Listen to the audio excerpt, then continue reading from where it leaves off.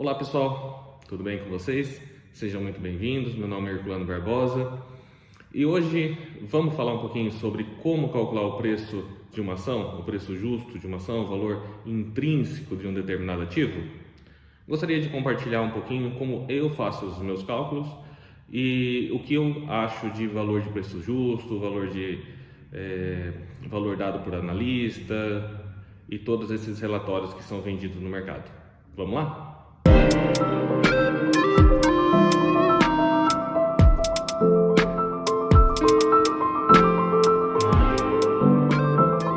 E aí, como saber se uma ação está barata ou se uma ação está cara? Existem vários modelos, só que o que mais existe são pessoas que vendem preço justo de ação, casas de análise que cobram para te dar um relatório das melhores ações, melhores oportunidades, aquela que vai bombar, a bola da vez, a pimentinha, e que dificulta tanto o investimento de ações que as pessoas acreditam que investir em ações é complicado. As pessoas acham que investir em ações é só para quem é graduado em economia, pós-graduado em finanças, que tem que ter um doutorado, um mestrado em economia e etc. e vai. Antigamente, na época dos grandes investidores que começaram, como Barsi, como Warren Buffett, como Graham, era difícil as informações, as informações tinham que ser coletadas pessoalmente, né? O próprio Warren Buffett, quando começou, se você ler o livro A Bola de Neve, ele tinha um manual, que chamava Moody's Manual, que ele ficava lá calculando todos os balanços das empresas, calculando o preço justo das ações através dos balanços, tirado um a um, empresa a empresa.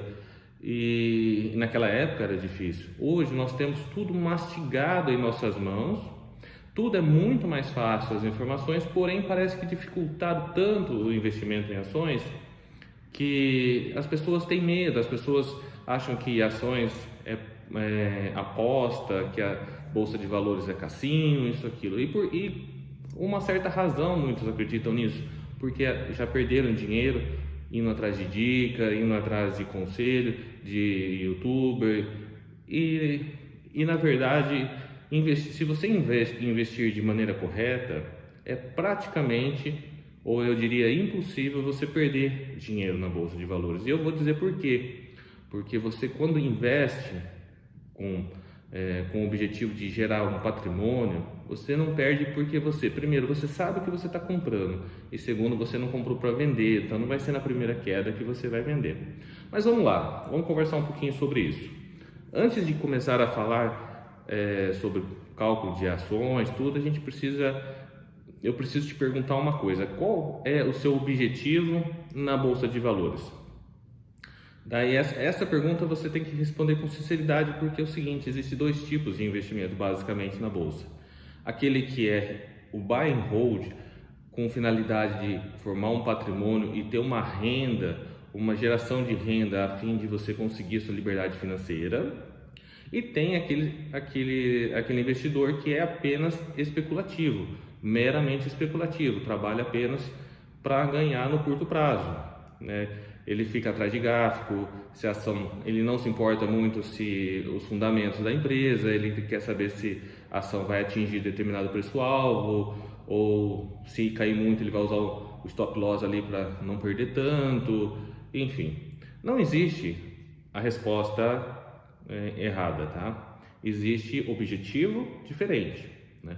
O meu objetivo, o que eu ensino, né, para as pessoas que me perguntam, é o buy and hold, aquele que eu compro um determinado ativo por um bom preço a fim de conseguir uma renda para minha liberdade financeira. Então eu compro para não vender. Só que tem gente que compra com a finalidade de especular. Então, se a intenção é comprar para conquistar a sua liberdade financeira, então vamos lá. Esse é o meu assunto. Se não for, não vai ser nesse vídeo aqui que a gente vai tratar, tá bom?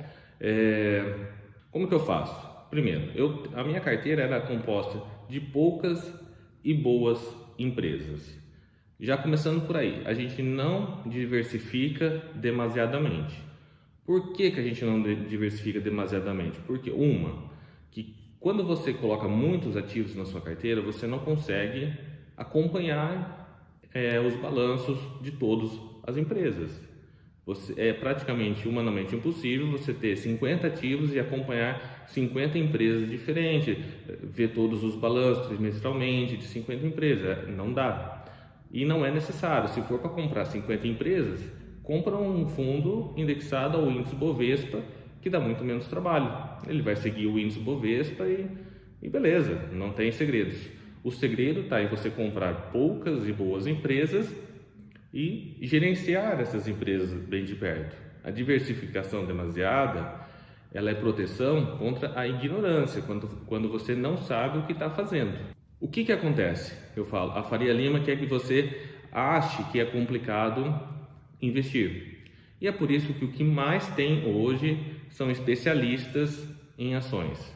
Aqueles que ficam querendo que você se afilie a uma casa de análise, que você fique comprando relatórios mensalmente, anualmente e dependam deles para o resto da vida. E você acaba até achando que você é incapaz de conseguir analisar uma empresa por si só.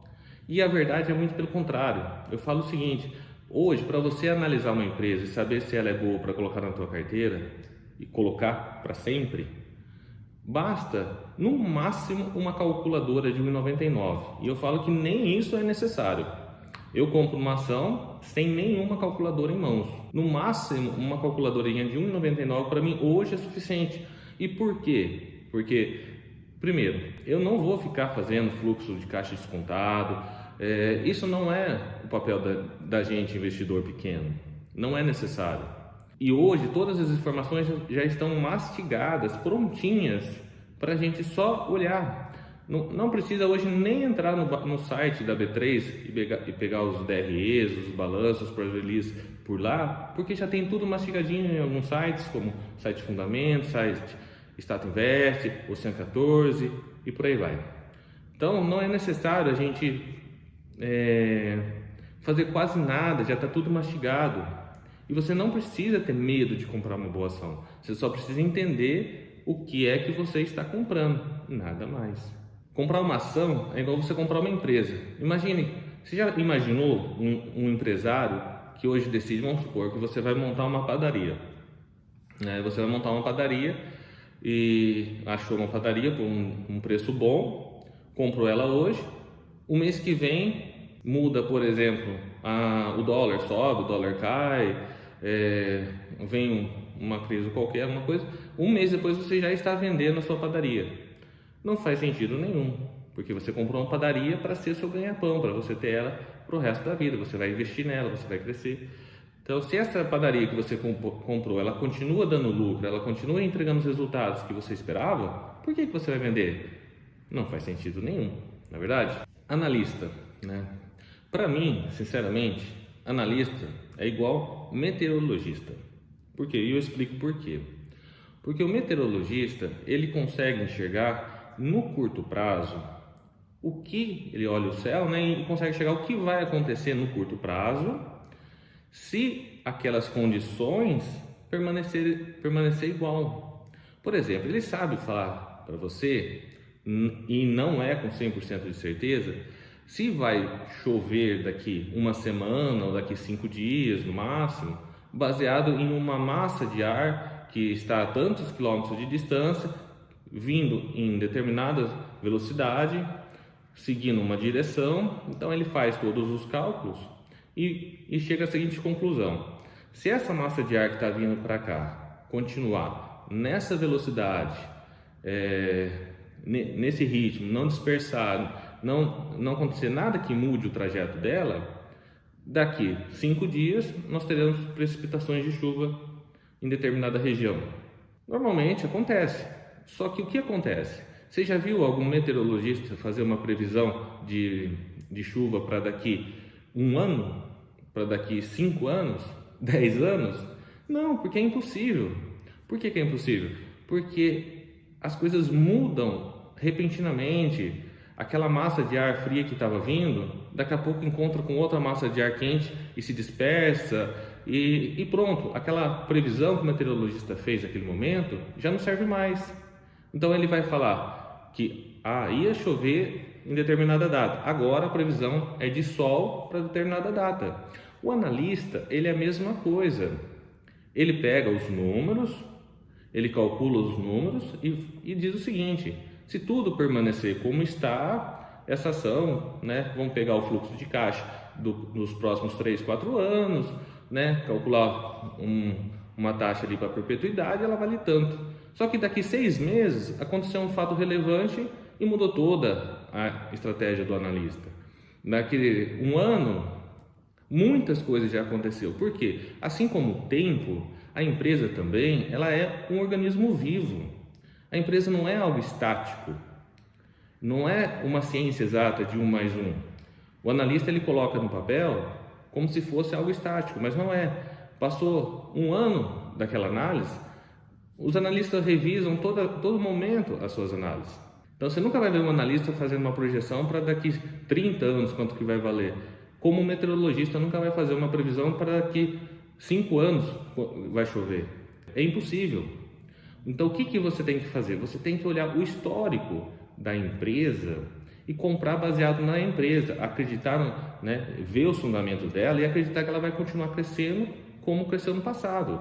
O retrovisor vai ser o seu melhor guia, porque você vai olhar para trás nesses casos e imaginar o seguinte: se faz 20 anos que essa empresa vem crescendo continuamente, por que a partir do momento que eu comprar ela vai deixar de crescer? Não.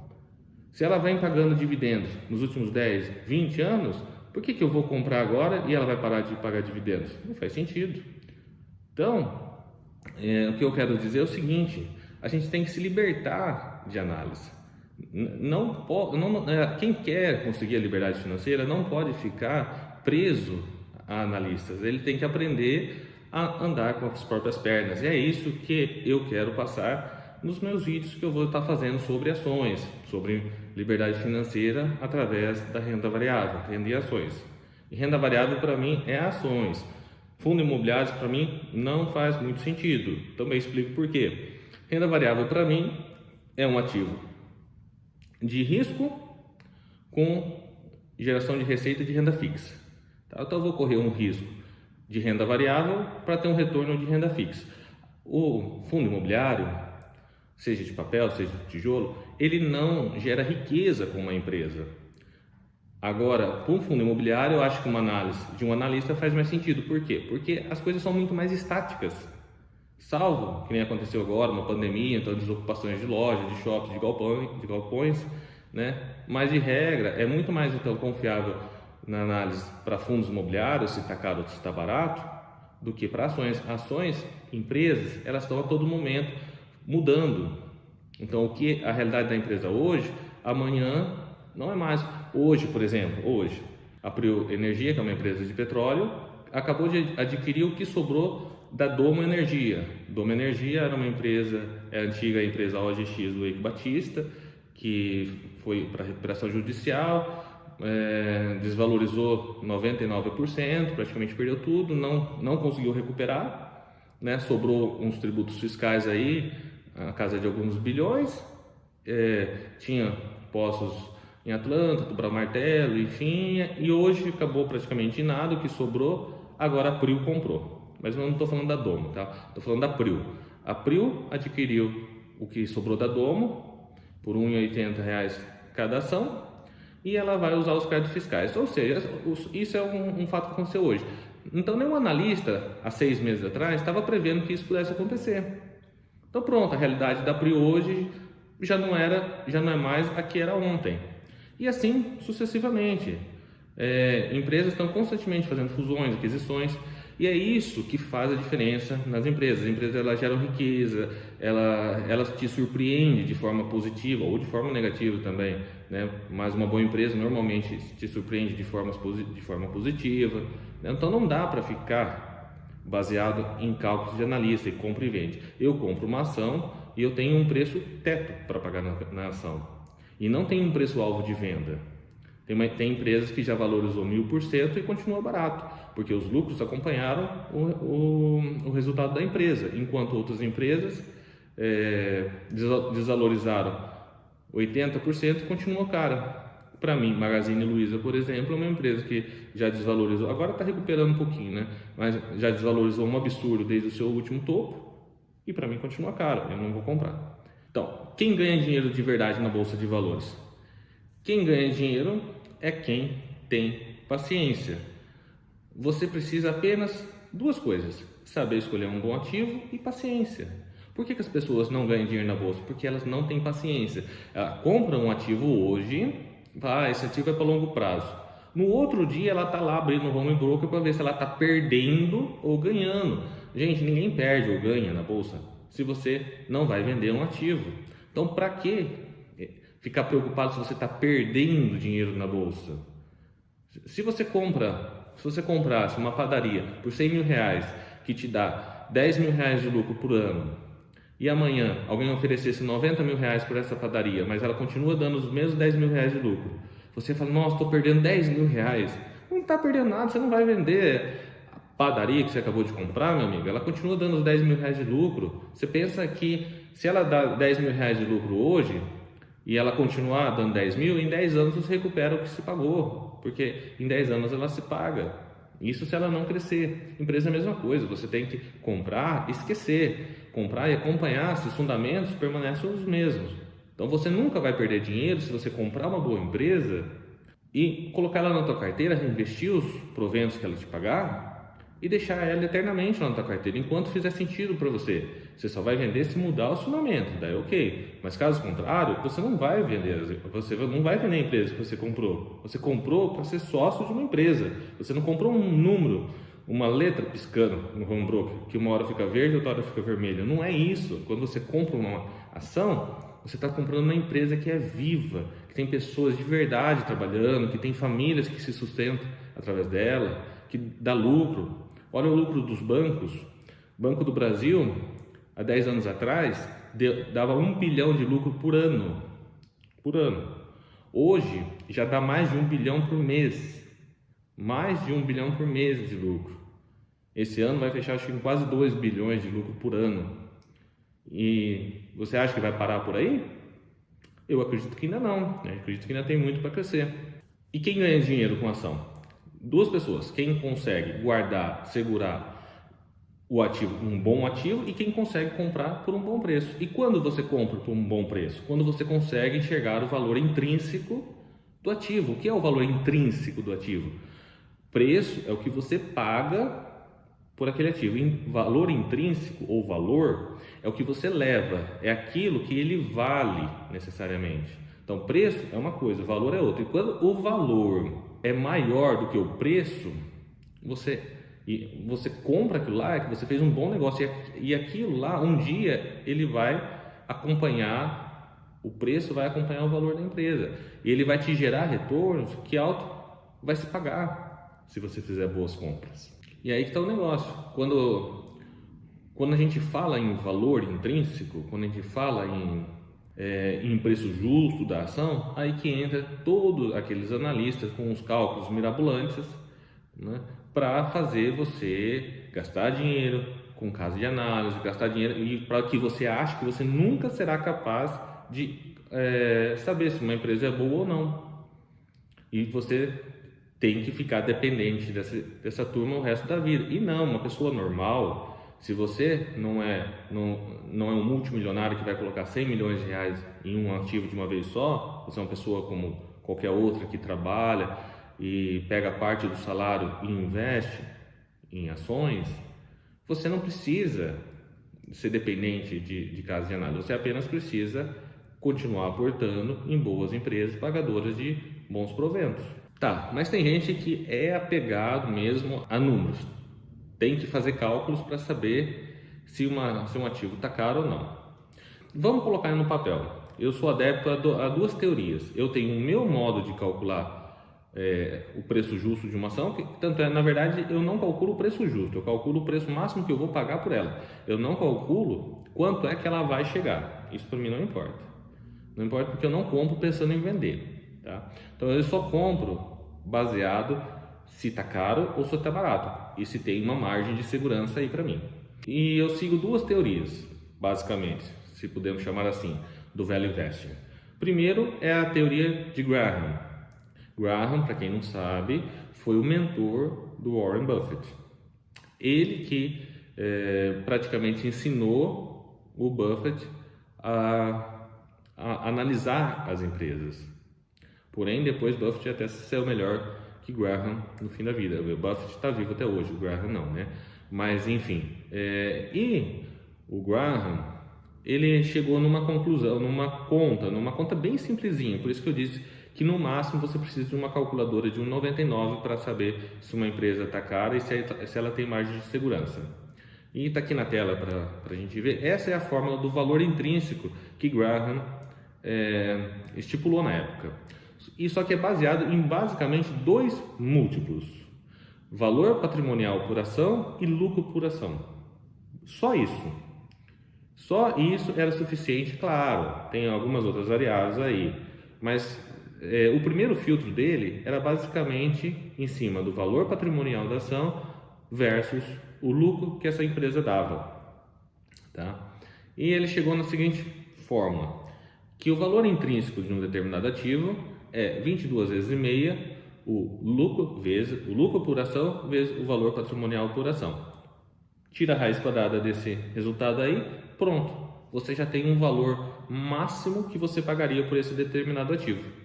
E se esse determinado ativo estiver sendo negociado a um preço baixo, ou seja, se tem uma margem de segurança, pronto, a gente pode comprar. Vamos fazer uma continha rápido aqui? Vou colocar na tela aqui no site Fundamentos, tá? Que é um dos sites mais básicos aí para quem está começando a aprender, não quer ter muita dificuldade. Aqui está todinho mastigado. Vamos pegar uma empresa qualquer aqui. Vamos ver se passa no crivo do Benjamin Graham. Vamos pegar a empresa VEG. Excelente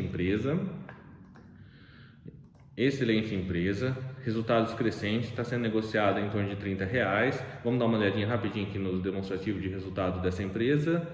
Olha só, receita, parece uma escadinha, só cresce desde os últimos 10 anos para cá. Margem bruta acima de 30%, margem líquida, belezinha. Ó, o EBITDA da empresa só crescendo, parece uma escadinha. Resultado financeiro, não importa muito que aqui tem variação cambial, isso que não reflete muito a saúde financeira da empresa não, tá? Importante é EBITDA, isso aqui é geração de caixa.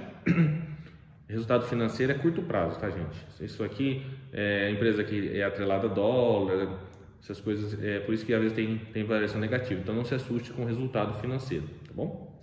E uma das coisas mais importantes é isso aqui, ó, lucro. Ó a empresa VEG, parece uma escadinha, né? Praticamente uma escadinha. Então vamos lá, vamos dar uma olhadinha nos múltiplos dela. Lucro por ação, 84 centavos. Preço sobre lucro, 35,78. Então vamos lá. Lucro por ação é o lucro que a empresa deu nos últimos 12 meses, dividido pela quantidade de ações. Então vamos pegar aqui, ó, é só pegar o lucro líquido dos últimos 12 meses, 3,5 bi, e dividir por 4,1 bi de ações. Você vai chegar nesse número aqui de 0,84. Então isso aqui é o lucro por ação nos últimos 12 meses, 84 centavos. E o preço sobre lucro é 35,78. O que isso quer dizer? Que se a empresa agora, a partir desse momento, parar de crescer, continuar dando apenas 84 centavos de lucro por ano, ela nem cair o resultado e nem subir, parar, estagnar, você demoraria 35,78 anos para recuperar o capital que você investiu. Tá legal? Vamos ver se passa na forma do Benjamin Graham, que é bem simplesinho, calculador de 1,99, só que é claro que eu vou pegar aqui do computador, você não vai aparecer na telinha aí, né? Então, a calculadora, vamos lá, 22,5, que é aquele número fixo que ele tem. Então, não sei se eu comentei, mas 22,5 é 15 vezes o preço sobre lucro da empresa, o VPA da empresa, desculpa, é 15 vezes o valor patrimonial da empresa, vezes 1,5 vezes o lucro da ação. Então é basicamente valor patrimonial da ação e lucro por ação, né? Então 22 vezes e meio vezes 0,84 vezes 3,20 igual 60,48. Agora a gente tira a raiz quadrada disso aqui, 7,77. Então, pela forma do Benjamin Graham, a ação VEG seria justo no máximo 7,77. Então, ele não compraria ação VEG. Já adianto que eu também não compraria ação VEG. Nossa, Irlanda, você não acabou de falar que a empresa é excelente, que é muito boa? É muito boa, é excelente, mas eu acho caro. E muitos dizem que, então eu nunca vou comprar essa ação. Então tá, eu nunca vou comprar essa ação, beleza. Simples assim, né? Não existe certo e errado, existem estratégias diferentes, tá legal? Vamos pegar uma outra empresa aqui, ó. Vamos pegar Banco do Brasil, BBAS3. Mesma coisa. Vamos lá pela formulinha do Graham. Formulinha do Graham, 22,5 vezes, olha lá, o lucro por ação do Banco do Brasil nos últimos 12 meses está em torno de 8,38. Então nós fazemos vezes 8,38 vezes o valor patrimonial por ação, 50,57. 50,57 igual a 9.534. Volta aqui. Tira a raiz quadrada, 97,64. Está sendo negociado por 42,53. Bom, não preciso nem falar que a gente tá nessa teoria de Graham, a gente tem uma baita de uma margem de segurança para trabalhar. Ele tem um preço justo nessa forma de quase R$100 e o valor da ação ainda está em 42,53. Graham compraria essa ação. Herculano, você compraria essa ação? Sim, eu compraria essa ação. E eu tenho essa ação na carteira. E depois eu explico por que eu compraria. Mas por enquanto eu estou falando da de Graham. Banco do Brasil, então a gente compraria. Vamos ver mais uma outra empresa aqui? Rapidinho. Vamos pegar uma elétrica. A mais famosa aí. Vamos pegar a Taesa. Acho que é a mais famosa, não sei. Taesa 11. A Unity da Taesa, negociada a 42,12. Tem um lucro por ação de 6,05 no último ano. Um valor patrimonial de 20,77. Vamos lá, limpando a calculadora. 22,5 vezes 6,05 vezes 20,77. 2.827, tirando a raiz quadrada disso aqui, 53,42. Temos ainda uma margem de segurança. Não temos uma margem tão grande que nem a do Banco do Brasil, mas ainda temos uma margem de segurança. Taesa, passa nos meus critérios? Ainda está passando nos meus critérios.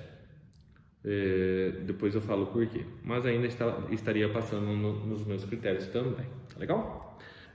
Então, basicamente, Graham, ele estudava suas ações baseado no lucro que ela dava em função do valor patrimonial do ativo. Tá legal? Um dos sites que a gente usa para pegar essas informações todinhas mastigadas é o Fundamentos, Status Invest e Ocean 14, só que o Ocean 14 é pago.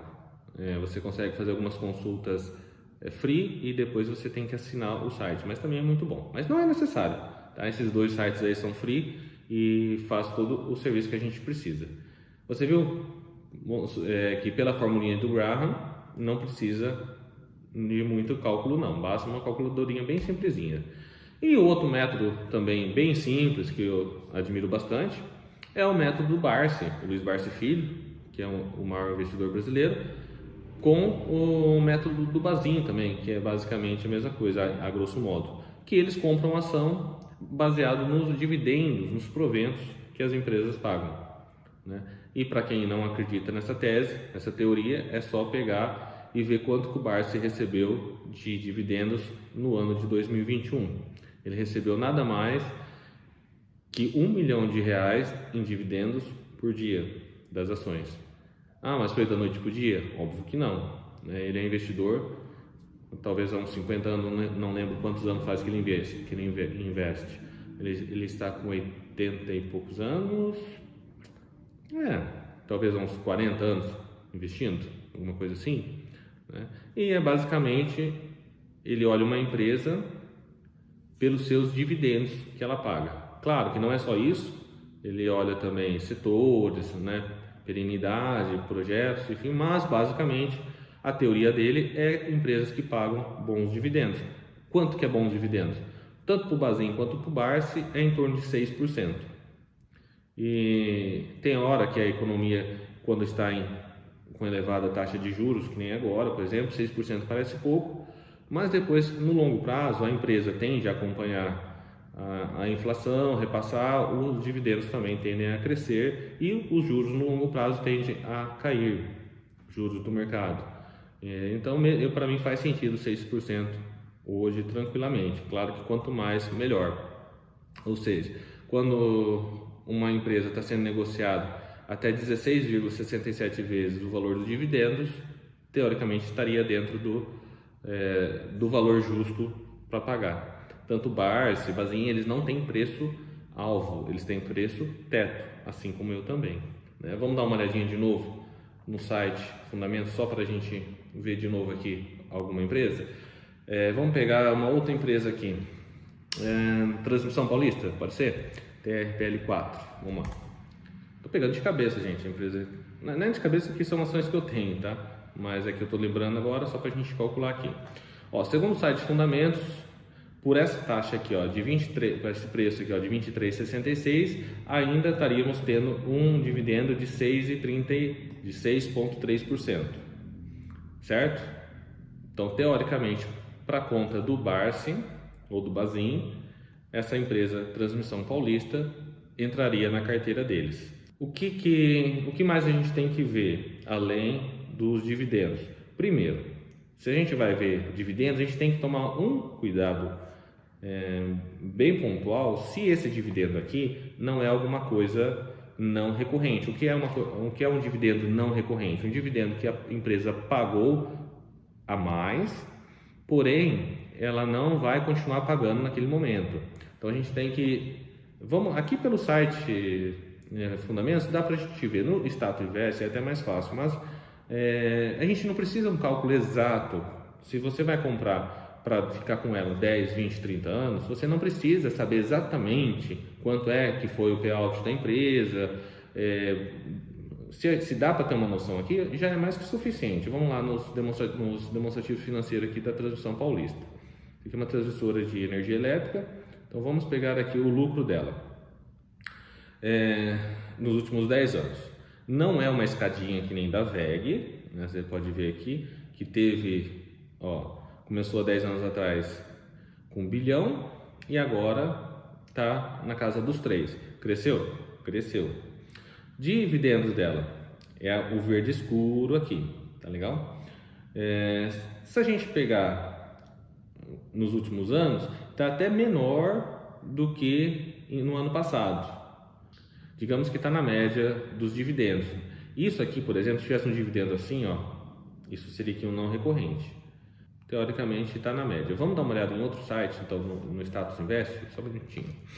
Pronto, galera, eu mudei de site, porque como vemos aqui, dá para ficar meio em dúvida, na verdade, a questão dos dividendos. Se esse 6% aqui seria não recorrente ou não. Recorrente ou não recorrente, tá? Então eu fui para o site Status Invest e fui lá na mesma ação. Vamos dar uma olhada aqui, talvez aqui fique mais fácil para a gente dar uma olhadinha nos dividendos dos últimos anos. Então a gente vê aqui o que é atual 6,26, foi 14 aqui o ano passado, 6. Então dá para a gente ter uma noção que esse 6% que a gente viu no início aqui faz sentido, está condizente. Então não é nada extraordinário ao ponto de não fazer sentido para a gente não colocar ela na carteira, né? Então vamos lá, vamos pegar a calculadorinha de 1,99 aqui, R$ 23,66 é o preço que ela está sendo negociada atualmente. Se ela paga 6,3% de dividendos, então vamos multiplicar por 6,3, né? Ok? Quer dizer que ela está pagando 1,49 por ação por ano. E quanto que seria o preço máximo que nós pagaríamos por ela? 16,66 vezes o valor do dividendo, 16,67 vezes o valor do dividendo. Vamos multiplicar agora esse 1,49 vezes 16,67. 16,67, isso. R$ 24,84. Quase já no preço teto da ação. Eu gostaria de comprar essa empresa um pouquinho mais barato, mas é uma boa pagadora de dividendos, uma empresa que eu gosto e tenho na carteira. Vamos dar uma olhada numa outra empresa aqui, vamos pegar Banco do Brasil de novo. Banco do Brasil está com dividendo de 8,2%. Vamos dar uma olhada aqui se é não recorrente os dividendos dele. Vamos pegar aqui, dividendos sagrados, não falha um. Só por aqui a gente vê que não tem nada extraordinário que aconteceu, é o verde escuro. Acompanha os lucros, né? Não distribui tudo em dividendos. Você vê que o payout dele, que é a taxa de distribuição dos dividendos em função do lucro, vamos supor que deu 100 de lucro.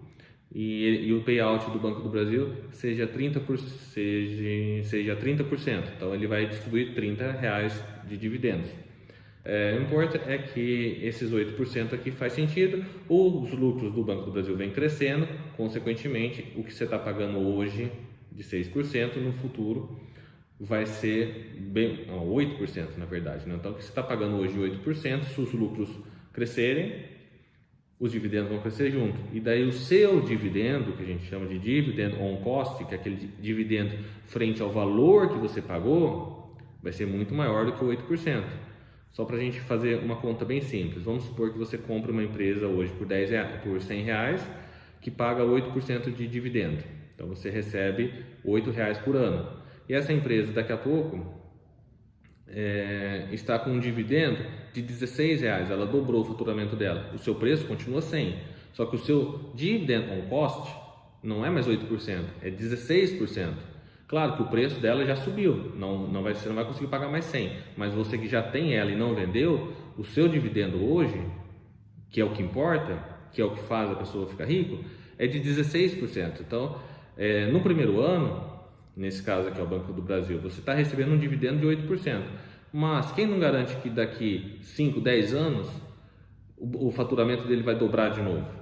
Não é impossível. Claro que grandes empresas como o Banco do Brasil, elas crescem de uma forma mais lenta que uma startup, como uma empresa pequena, como uma small caps, né? Mas até hoje só cresceu, o banco só cresce. Se a economia continuar crescendo, porque ele não vai crescer daqui 10 anos, porque não vai dar o dobro de resultado que dá hoje. Daí o seu dividendo, que hoje é 8%, daqui 10 anos vai ser 16%.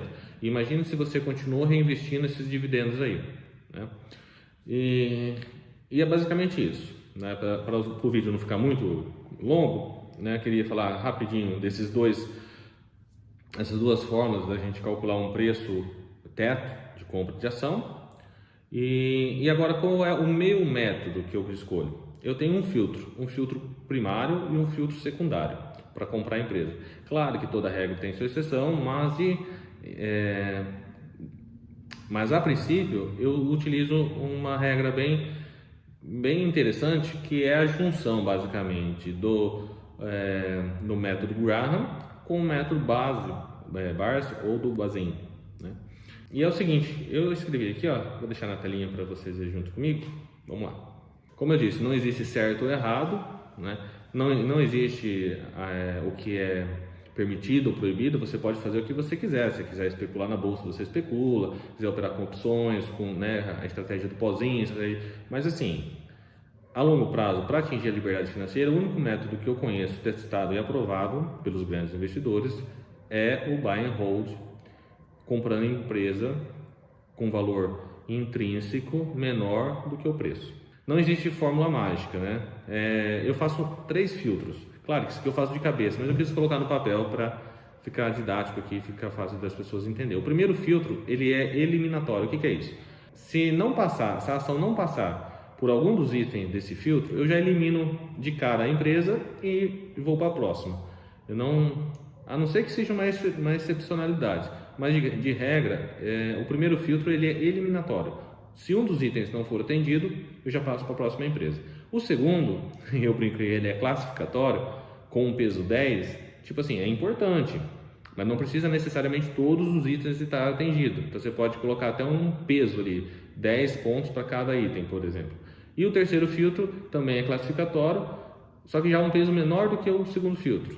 Então quanto mais pontos, digamos assim, você conseguir fazer na empresa, é melhor. Isso aqui é uma brincadeira até para você estudar as empresas, porque na prática você faz isso de cabeça, não tem muito segredo. Você não tem que ser nenhum matemático para fazer isso aqui não. Primeiro, os meus itens que são eliminatórios. Preço sobre lucro inferior a 10 vezes. Para mim, preço importa. Por que preço importa? Porque uma ação que está sendo negociada a um P por L muito alto, que nem a gente viu da VEG, por exemplo, ou o Magazine Luiza que estava 200, 400 vezes o preço sobre lucro. Quando uma empresa está sendo negociada a um PL muito alto, significa que o mercado está com uma expectativa muito grande em cima daquela empresa. É uma empresa que ela vem crescendo, mas o mercado botou muita esperança nela. O mercado acha que ela vai continuar crescendo naquele ritmo aceleradamente para compensar esse preço alto.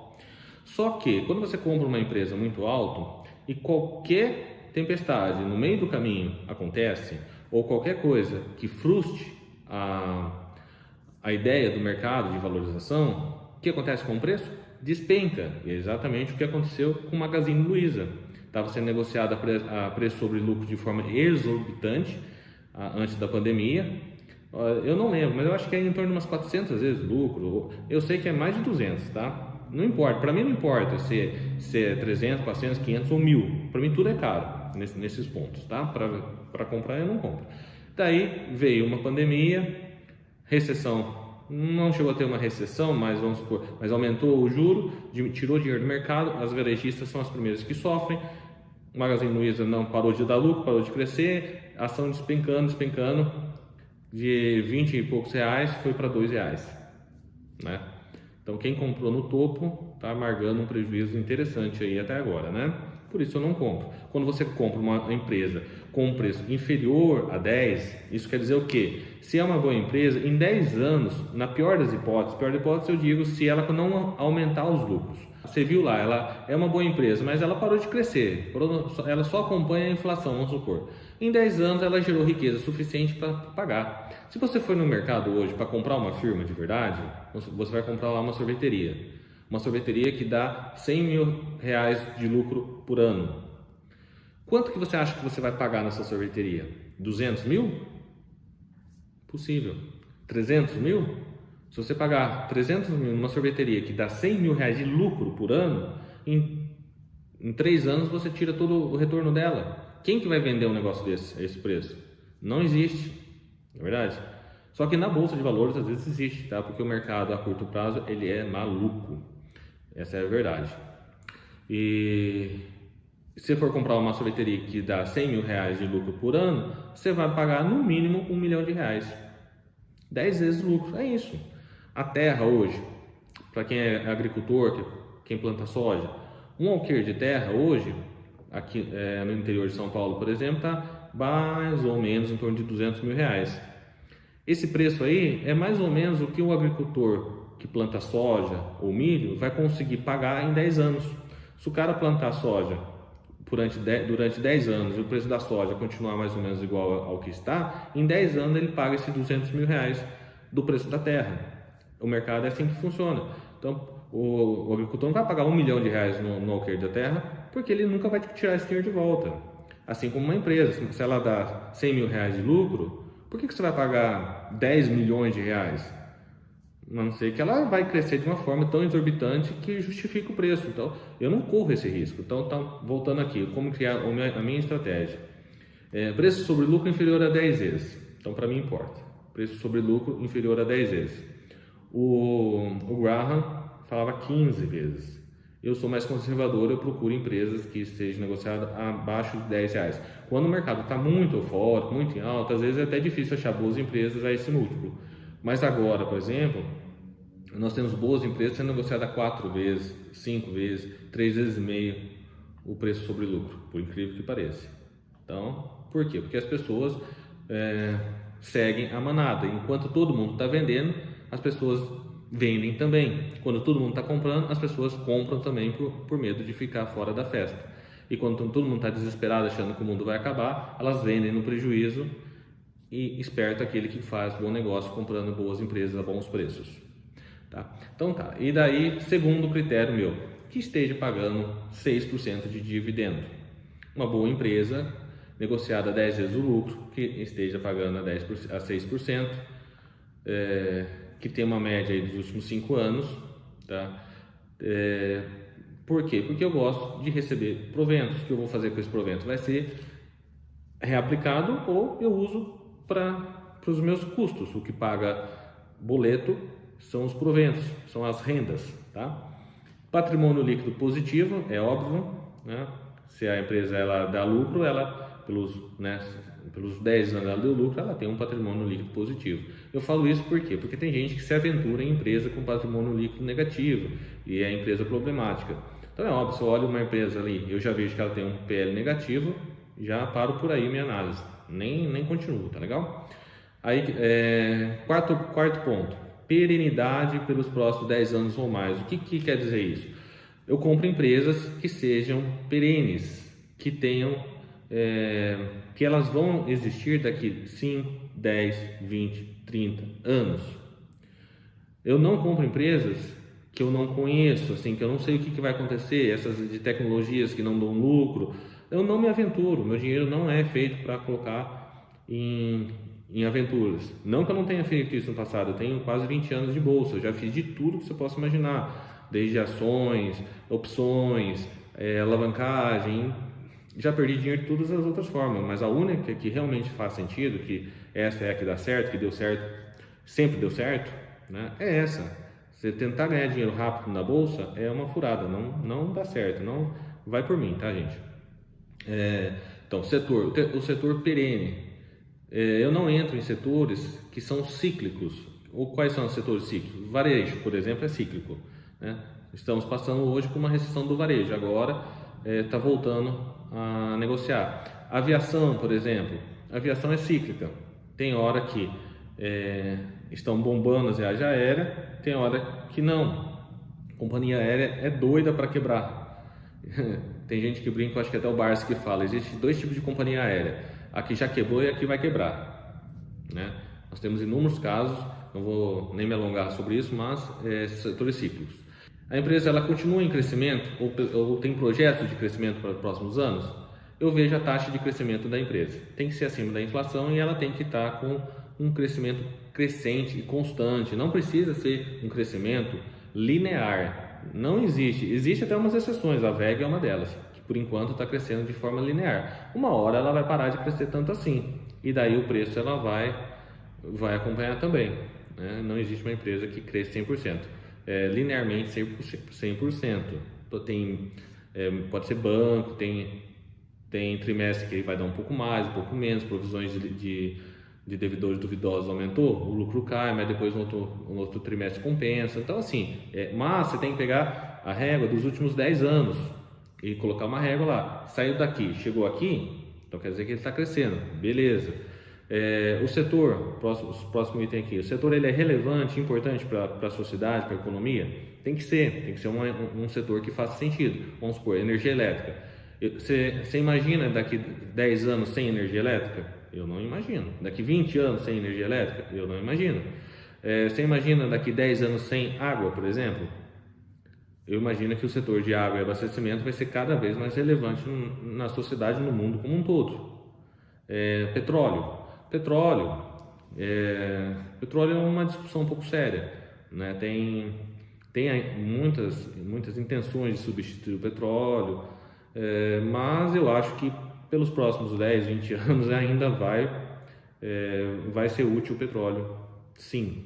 embora eu não tenha petroleiro na minha carteira e não gosto de Petrobras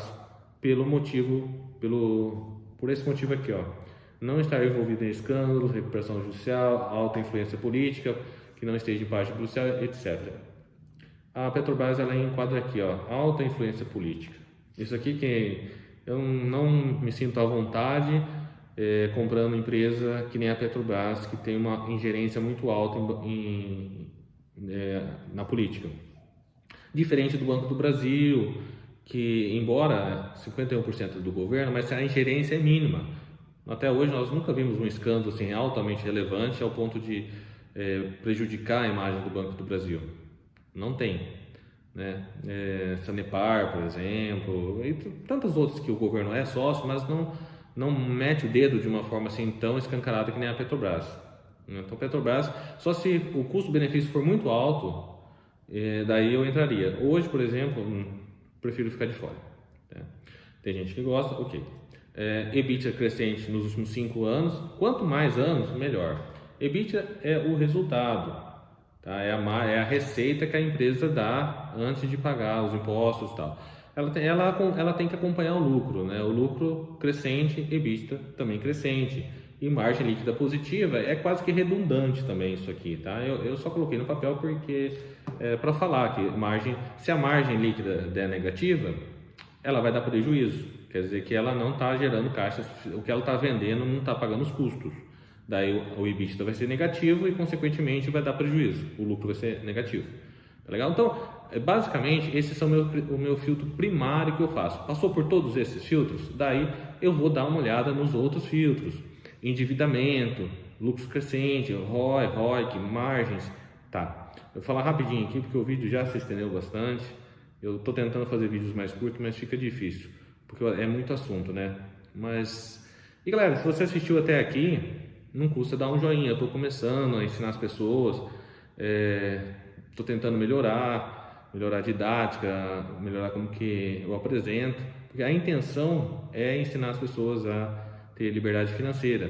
Porém, meu canal é novinho, eu não tenho, né, não estou dispondo de recursos, é apenas as coisas que eu tenho. Se eu vejo que está sendo assistido pelas pessoas, que está ajudando as pessoas, então pronto, então isso faz sentido para mim e me motiva a continuar fazendo os meus vídeos, tá legal? Então não custa nada para você, né, curtir o vídeo aí se faz sentido para você o que eu estou dizendo, tá bom? Então o segundo filtro, ele é importante, até eu brinquei lá que ele dá um peso 10, mas ele não necessariamente precisa todos os itens estar totalmente atendidos, porque aqui não tem como atender todos os itens, tem como você ver se está bom ou não. Se algum item aqui for muito alarmante, daí a gente tem que cair fora. Vamos começar por endividamento. Endividamento é algo importante, é sério, mas não é determinante para investir em uma empresa. Vamos começar por empresas que não têm endividamento. Uma empresa que não tem endividamento, ela nunca vai quebrar se ela der lucro. Simples assim. Ou se ela tiver dívida líquida negativa, ou seja, o caixa é maior que a dívida, também está totalmente tranquilo. Mas não necessariamente isso é bom. Porque na empresa, quando ela contrata uma dívida, essa dívida, o pagamento dos juros, ele é abatido antes dos impostos. Então, às vezes, para a empresa faz sentido contrair dívida. Isso é muito comum nas empresas geradoras e transmissoras de energia elétrica.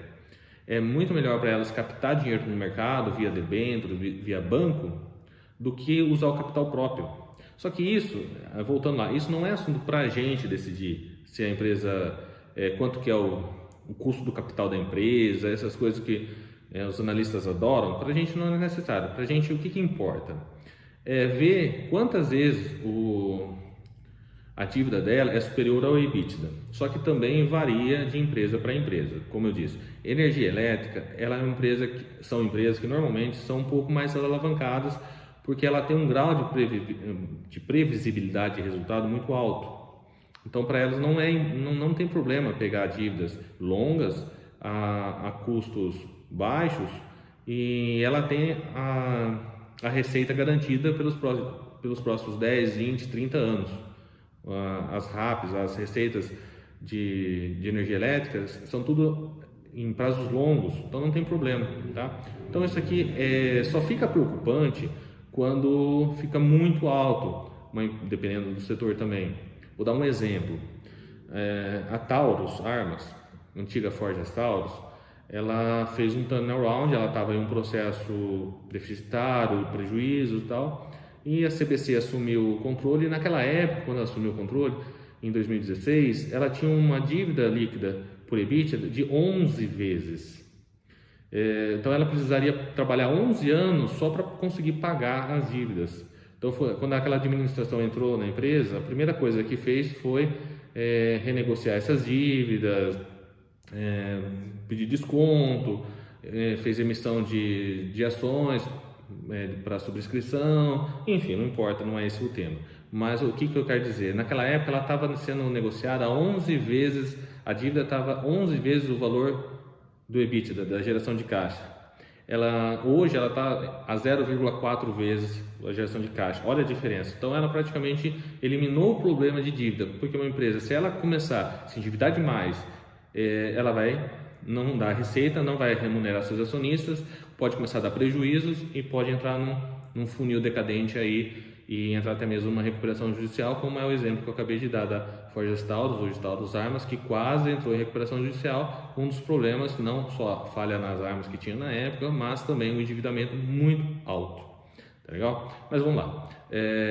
Então, dívida, ela é uma coisa que a gente tem que dar uma olhada, quanto menos melhor, mas não necessariamente não ter dívida. Depois a gente faz um vídeo só sobre isso. Lucros crescentes, Graham fala que nos últimos 20 anos, ótimo, tá bom? Então, quanto mais tempo, melhor. O ROI e o ROIC, que são retornos sobre o capital da empresa e capital próprio, quanto mais, melhor também. Depende.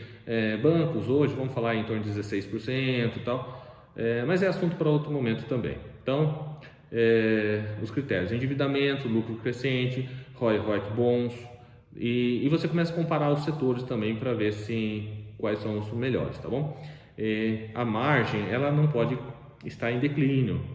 A margem em declínio aconteceu, por exemplo, com a Cielo. Ela começou a perder margem. Ela tinha uma boa margem antes, quando ela dominava o mercado. Depois ela começou a perder margem para as concorrentes. E ela começou a perder receita. Tanto é que as ações da Cielo caíram muito por causa disso. Então talvez há 10 anos atrás ela entraria na minha carteira. Hoje ela não entra mais. Não sei como que ela vai sair dessa. Ela é uma boa empresa, tudo, está melhorando, né? Mas ainda hoje eu não entraria nela por causa da margem. Ela perdeu muita margem, né? O preço ou valor patrimonial, que é o que a gente falou lá, né? O valor presente por ação. Por que eu coloquei novamente aqui, na verdade?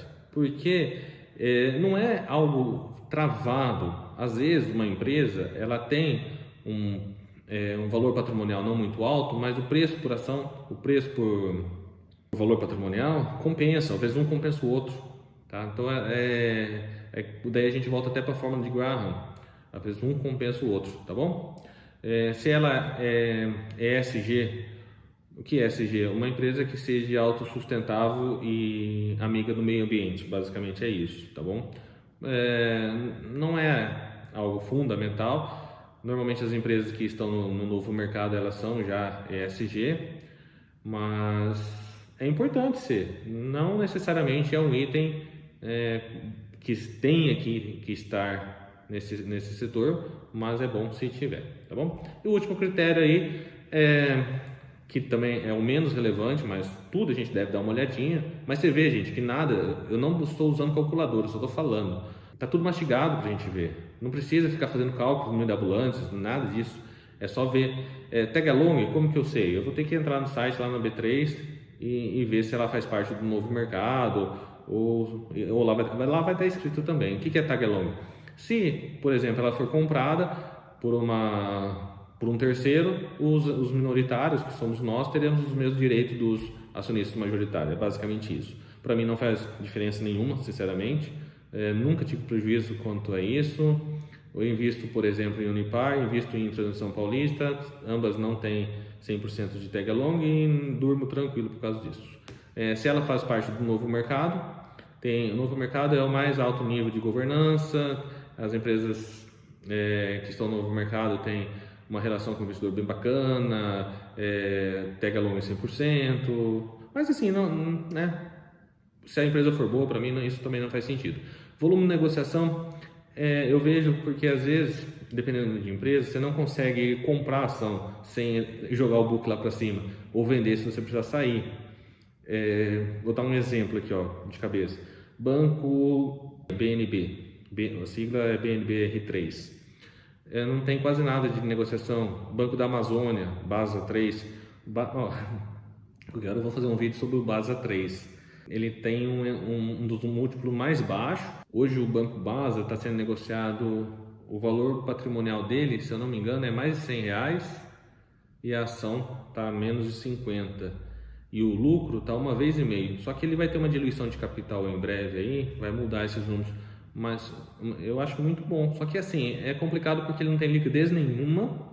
Ele paga excelentes dividendos, está acima de 10% hoje. Mas é negociação tipo R$80 mil por dia, irrisório. Então é difícil comprar ação desse tipo aí, tá bom? Mas para quem está pensando no longuíssimo prazo, não se preocupe com o volume de negociação, tá? Valorização dos ativos dos últimos anos. O preço ele tende a acompanhar o lucro. Tem ação que já valorizou 1000% e continua barato. Tem ação que já desvalorizou 99% e continua caro. Exemplo, Unipar já valorizou mais de 1000%, para mim está barato. Magazine Luiza já desvalorizou mais de 80%, para mim está caro. IRB já desvalorizou mais de 80%, para mim está caro. E vamos lá. Boa relação com o investidor. O lugar confiável para nós minoritários tirarmos informações não é de manchetes especulativas, não é de WhatsApp, não é de Facebook, não é de YouTube, não é de nada, é de relações com investidores ou de jornais sérios que façam matérias relevantes, jornais de economia, ou Bloomberg, Valor Invest, assim, que tem matérias sérias, né, sobre o determinado ativo e não boatos, tá? E quando tem algum boato, na dúvida, você vai no site com investidores. Então é bom sim ter que a empresa ela tenha uma boa relação com o investidor, né? Que você, quando questionar o investidor, quando você questionar a empresa, ele te retorne, ele fale para a gente o que está acontecendo, sane nossas dívidas, desculpa, nossas dúvidas, né? Penúltimo item aqui, nunca ter dado prejuízo, não é tão relevante. Que tem empresas que passou por um momento lá atrás, há 10 anos atrás, que deu prejuízo, saiu do prejuízo e hoje ela dá lucro constante, crescente, né? Então, o prejuízo aqui é a pulga atrás da orelha para o investidor. Nossa, será que ela não vai voltar a dar prejuízo? Então, a gente tem que ver se ainda está numa linha muito tênue ali entre o prejuízo e não prejuízo. Mas se foi águas passadas que já ficou para trás, coisa de 10 anos, 15 anos atrás, tá bom, vida que segue, vida nova, né? Um dos casos, né, foi a Taurus, por exemplo, fez esse turnaround aí, ainda não deu 5 anos de lucro líquido, né? Revertiu agora. Vamos ver se ela vai continuar crescendo, mas eu tenho uma outra carteira que não é só de dividendos. A gente pode ter também uma carteira diferente aí, que é uma carteira de oportunidades, né? E ela faz parte da minha carteira e porque eu acompanhei o caso dela também bem de perto. Tenho o Taurus comprado a R$4 e hoje ela está perto dos R$18, mas chegou a R$28. Enfim, mas é assunto para uma outra hora também. Então você também pode ter uma carteira de valor, uma carteira um pouquinho, né, em outros ativos que não seja só necessariamente dividendos, tá? Mas a intenção eu sabia que ela ia ser uma boa pagadora de dividendo no futuro e agora está se tornando. Então por isso que ela está na minha carteira. E também se tem alguma ameaça disruptiva à vista. O que é isso? O que é uma ameaça disruptiva? Uma ameaça que vai mudar totalmente o mercado. Mas daí a gente volta também lá naquele primeiro setor. Você enxerga essa empresa daqui 10, 20, 30 anos fazendo o que faz? Ou vai mudar tudo? Então daí a gente pode falar, por exemplo, o petróleo. Será que daqui 20 anos ninguém mais vai andar de carro a gasolina? Os caminhões vão ser tudo elétricos? Os trator vai ser tudo a energia solar? Os aviões a energia solar? Né? Então pense sobre isso, tá bom? Então esse é o terceiro cenário. Galera, É basicamente isso. Eu sei que o vídeo ficou longo dessa vez, vou tentar fazer uns cortes aí para não ficar, mais didático um pouco, e depois quero falar itens mais a fundo, estudar mais empresas, e nós vamos ter bastante tempo para a gente fazer isso aí, tá bom? Forte abraço, até mais.